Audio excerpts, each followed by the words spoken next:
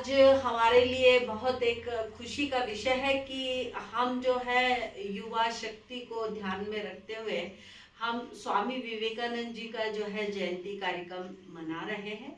और आज मैं विवेकानंद केंद्र इंदौर में आई हुई हूँ। मेरे साथ नीलेश जी जुड़े हैं जो कि हमें स्वामी विवेकानंद जी के जीवन चरित्र पर अलग अलग जगहों पर आयोजन आप करते हैं और हमारी युवा शक्ति को मार्गदर्शन देने का कार्य करते हैं। तो मैं नीलेश जी का स्वागत अभिनंदन करती हूँ। नीलेश जी, आप हमारे सभी विद्यार्थियों को, हमारे सारे दर्शकों को जानकारी देंगे कि हमारे स्वामी जी का जीवन चरित्र किस प्रकार से रहा है। जी नीलेश जी। स्वामी विवेकानंद जी का जो जीवन चरित्र है उसमें सामान्यतः बड़े बड़े तौर पर देखते हैं तो तीन चीजों का बड़ा अद्भुत समागम दिखता है।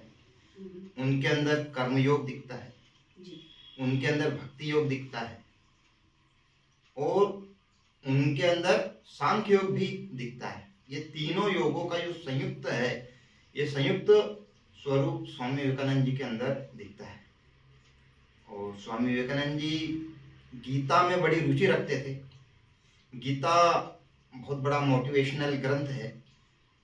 गीता के हर श्लोक में ऐसी ऐसी गुप्त रहस्यपूर्ण बातें हैं कि हम जितनी बार पढ़ते हैं उतनी बार नए नए अर्थ समझ में आते हैं।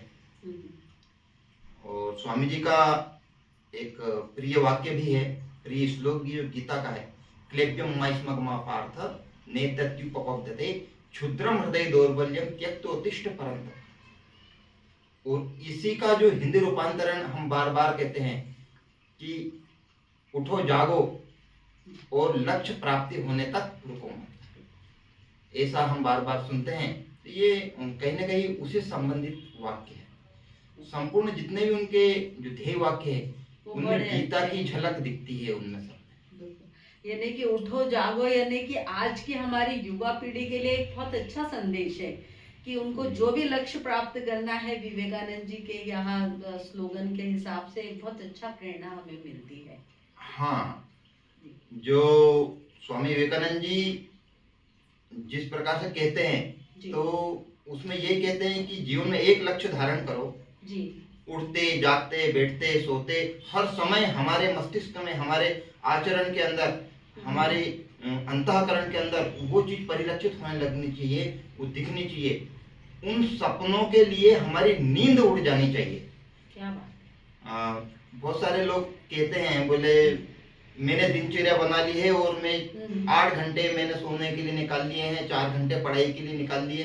तो वास्तव में उनका स्वामी विवेकानंद जी की दृष्टि में कोई औचित्य नहीं है। क्यों?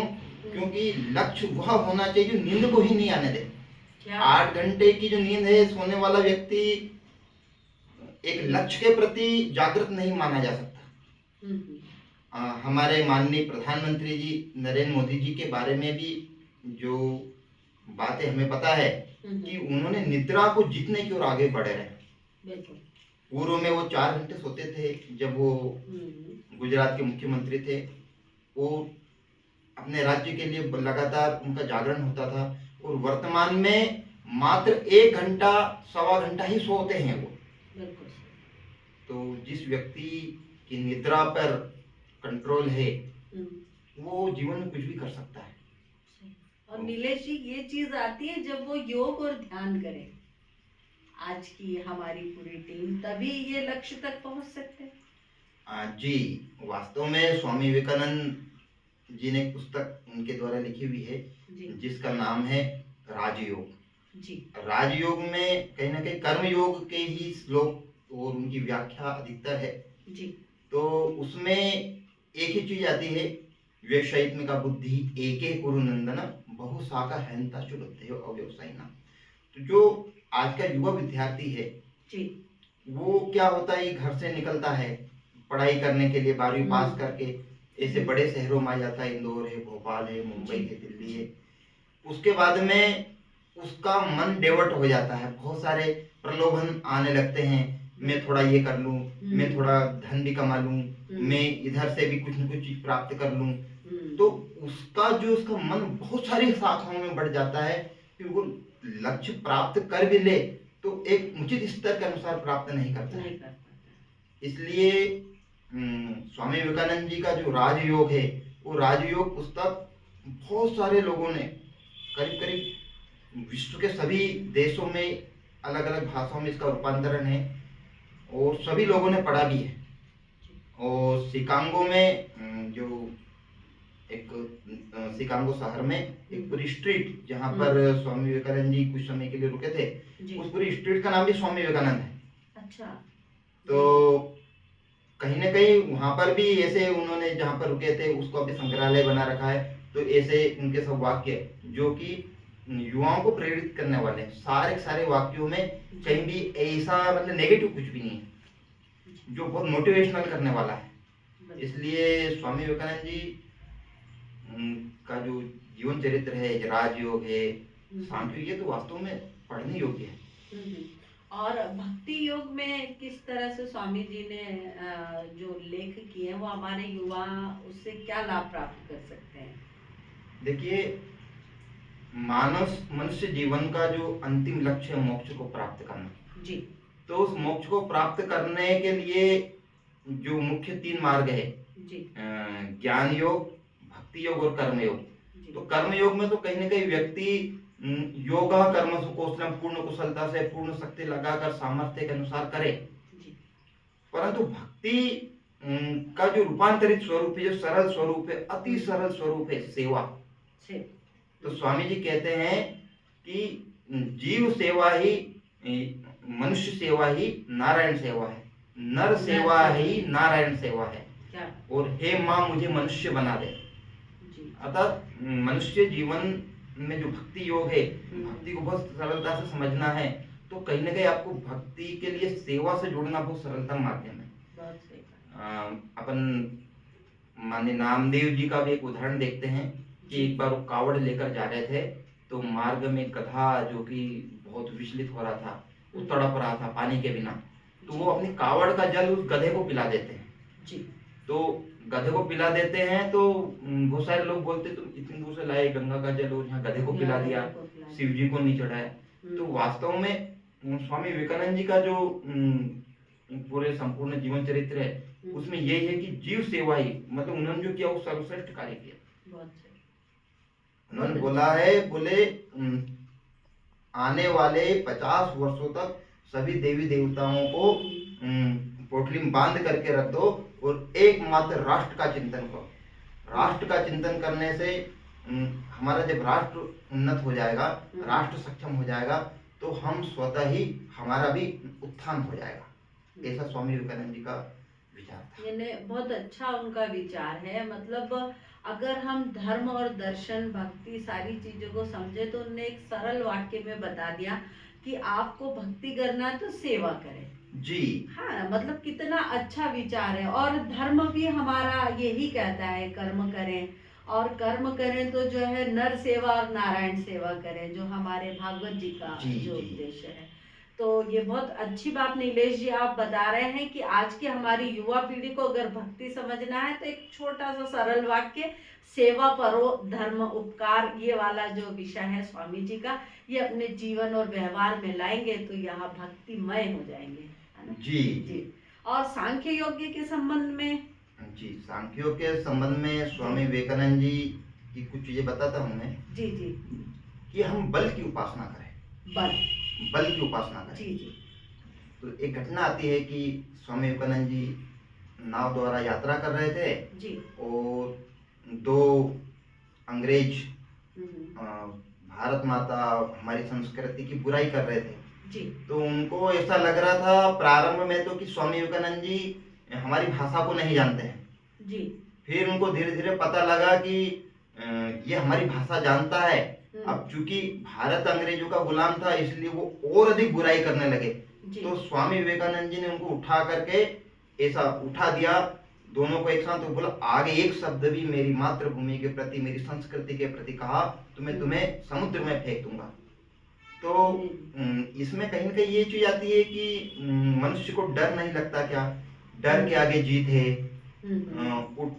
किसी भी कार्य को करने के लिए उठो, साहस पूर्ण एक कदम तो आगे बढ़ाओ, जी जो बैठा हुआ है वो खड़ा हो, जो खड़ा हुआ है वो चलना प्रारंभ करे, और जो चल रहा है वो दौड़ने का प्रयास करे। तो जी इनमें सब में कहीं ना कहीं आत्मबल की चर्चा है। क्या तो जो आत्मबल शब्द है वो सांख्य योग का ही शब्द है।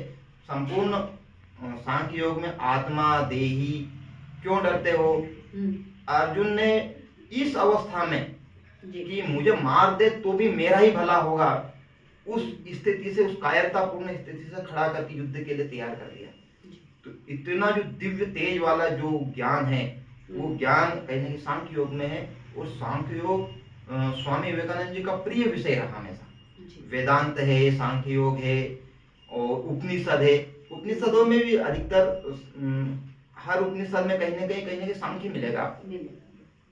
तो ये होता है, वो स्वामी विवेकानंद जी ने यही कहा है कि जब तक तुम साहस से कदम नहीं बढ़ाओगे तब तक आपका खुद का भला नहीं होगा, राष्ट्र का भी भला नहीं होगा। अच्छा, एक घटना बताता हूं मैं। जी स्वामी विवेकानंद जी जब अमेरिका से आए जी तो यहाँ के लोगों ने पूछा, बोले आपको अमेरिका में सबसे अच्छा क्या लगा। जी तो स्वामी विवेकानंद जी कहते हैं, अमेरिका में जो सबसे अच्छा लगा वो है ग्रुप वर्किंग, टीम वर्क। क्या और टीम वर्क, जैसा आप जन अभियान परिषद में, वहां पर भी जी टीम में वर्क विवेकानंद के अंदर कोई सा भी संगठन हो, जी जब तक टीम वर्क नहीं होगा तब तक आपका उचित परिणाम नहीं आएगा। जी एक व्यक्ति चाहे कितना ही श्रेष्ठ क्यों नहीं हो, जी और 10 व्यक्ति चाहे कितने ही कमजोर हो, तो भी 10 व्यक्तियों का कार्य श्रेष्ठ होगा। 10 पहलुओं पे सोच पाएंगे।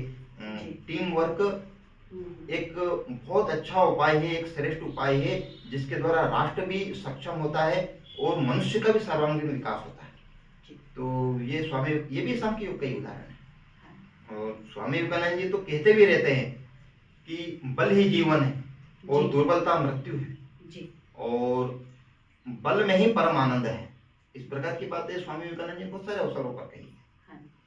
यानी कि यह है कि आत्मबल अगर आपका उन्नत है, अच्छी अवस्था में है, तो आप जो है हर जगह पर विजय प्राप्त कर सकते हैं। जी, आत्मबल, अब आत्मबल उसी के अंदर आ सकता है जिसके अंदर देह बल है। हाँ, जो ब्रह्मचर्य का पालन करता हो, जिसका मानसिक स्थिति, जो मानसिक संतुलन है वो भी मजबूत हो। क्या बात, बहुत अच्छी। तो देह बल, मानसिक बल, उसके बाद में अन्य सब बलों की चर्चा होती है। जी। तो ये तो बहुत जरूरी है। बल के बिना जो आंतरिक बल है, आत्मबल है, आत्मबल उसी के अंदर रहेगा जिसके अंदर देह बल रहेगा। आपके अंदर कितना ही आत्मबल है, कितने दृढ़ इच्छा वाले हैं, बस शरीर कमजोर है तो 2 लपड़ों में आपको अलग कर दिया जाएगा। बिल्कुल। इसलिए आत्मबल के साथ देह बल भी आवश्यक है। यानी कि जो है योग करना सबसे ज्यादा जरूरी है। योग करेंगे तो आपका स्वास्थ्य अच्छा रहेगा। देखिए, योग का सीधा संबंध हमारे मस्तिष्क, मन और बुद्धि से है। जी। मन, बुद्धि और अहंकार, इन तीनों की चर्चा रामायण में भी है, महाभारत में भी है, गीता में भी है। स्वामी विवेकानंद जी ने भी कहा है कि बोले लोहे जैसी मांसपेशियां और दृढ़ इच्छा शक्ति, तो ये कहीं ना कहीं योग के द्वारा ही संभव है। अब व्यक्ति स्वयं ही बीमार है, थोड़ी सी ठंड गिरी नहीं कि कंबल में उड़ करके जाएगा, बाहर निकल नहीं सकता, तेज धूप है तो उसको लू लग जाती है। तो ये तो बहुत सामान्य बात है कि जो बल की उपासना है, बल की उपासना तो करनी ही पड़ेगी, और ये योग के द्वारा ही संभव है ऐसा। और यही सबसे बड़ा मैसेज है कि आज हम अगर युवा शक्ति के बारे में बात करते हैं तो सबसे पहले आज हमारी चर्चा में नीलेश जी ने बताया है कि हमारा पहले शरीर जो है वो बलशाली, स्वस्थ हो, योग करे निरोगी रहते हुए, फिर हम जो है सेवा परमो धर्म जो है वाला पालन करते हुए अपने मन, भाव, चरित्र, विचार सबसे एक उन्नत व्यवहार की ओर बढ़े। यह संदेश हमें स्वामी विवेकानंद जी का जो आज नीलेश जी के माध्यम से हमें प्राप्त हुआ है, हम आपको धन्यवाद देते हैं और आगे भी आशा करते हैं कि विवेकानंद जी के अलग अलग पहलू जीवन चरित्र पर हम परिचर्चा को जरूर आगे बढ़ाएंगे। धन्यवाद। जय श्री